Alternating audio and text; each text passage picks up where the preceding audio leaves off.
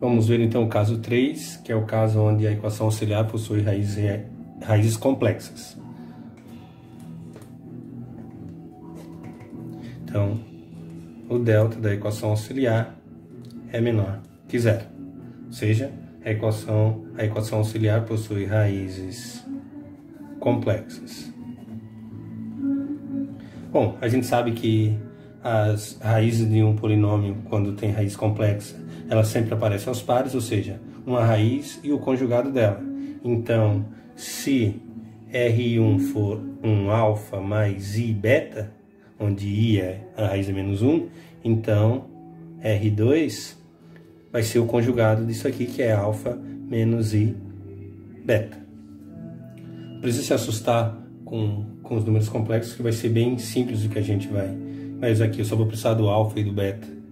Bom, então, conhecendo R1 e R2, eu sei que eu vou ter duas soluções para a minha equação diferencial. Uma vai ser E na R1x, ou seja, E na alfa mais I beta x, e um y2 que vai ser E na R2x, ou seja, E na alfa menos I beta x. O x aqui é fora do parênteses. Então, fica assim. Bom, com isso, a solução geral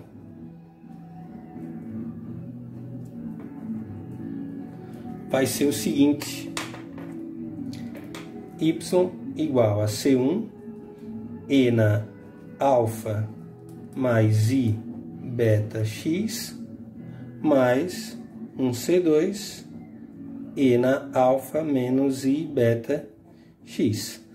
Eu posso usar a propriedade da potência e desmembrar isso aqui num produto, né? Onde fica C1 E na alfa x vezes 1E na I beta x, mais um C2 E na alfa x vezes E na menos I beta x. Observe que eu posso colocar o E na alfa x em evidência, que ele aparece aqui nos dois termos.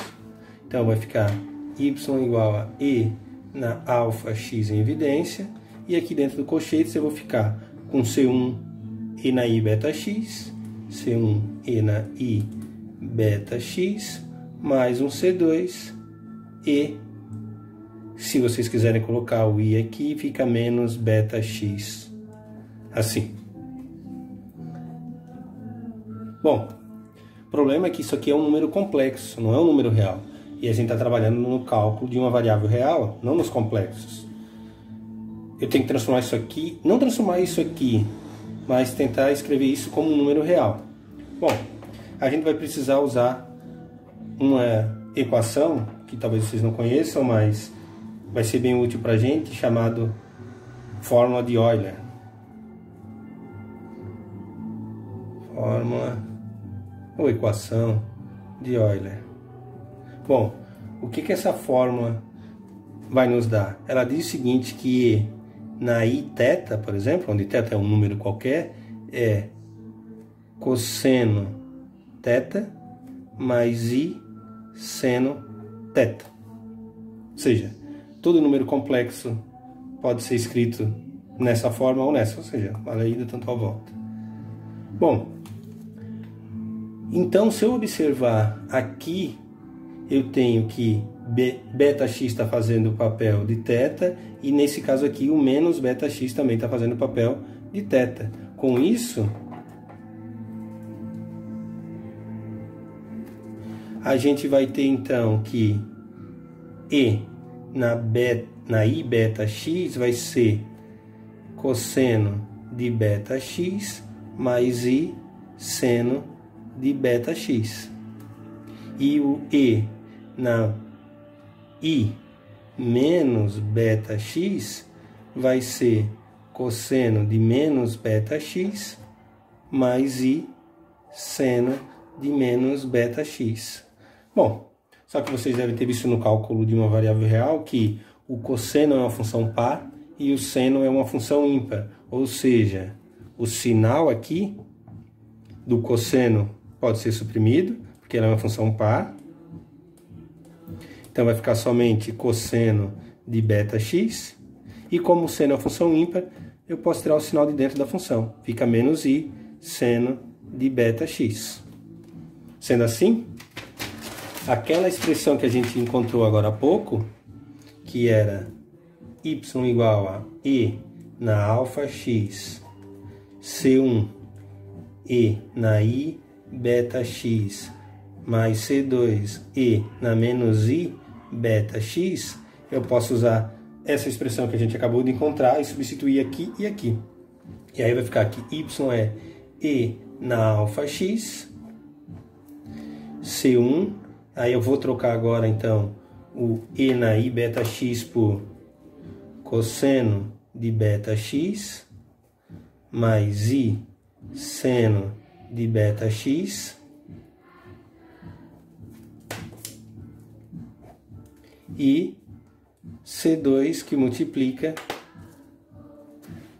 cosseno de beta x menos i seno de beta x. Bom, observem que eu posso reagrupar então quem tem cosseno de beta x e quem tem seno de beta x. Vamos ficar então com a expressão y igual a e na alfa x, C1 mais C2 cosseno beta, C1 mais C2 cosseno de beta x, e dá para botar o i também em evidência agora no segundo termo, que é C1i menos C2. Ou pode botar o i aqui fora do parênteses, ó, i C1 menos C2 seno de beta x. Bom, agora observe o seguinte, que C1 mais C2, assim como a gente vinha fazendo lá para as equações diferenciais de primeira ordem, C1 mais C2 é uma constante. Eu posso trocar isso aqui por um novo C1. E C1 menos C2i, o i não depende de x, o i também é uma constante. Apesar de ser um número complexo, eu posso trocar isso aqui também por uma constante, por um novo C2. Tudo, tá? I C1 menos C2 por um novo C2. E aí, então, eu fico com a solução geral.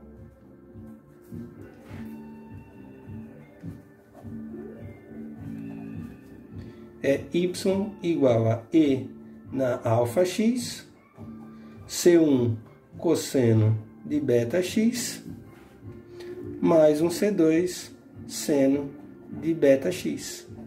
E agora, isso não é mais um número complexo, e sim um número real.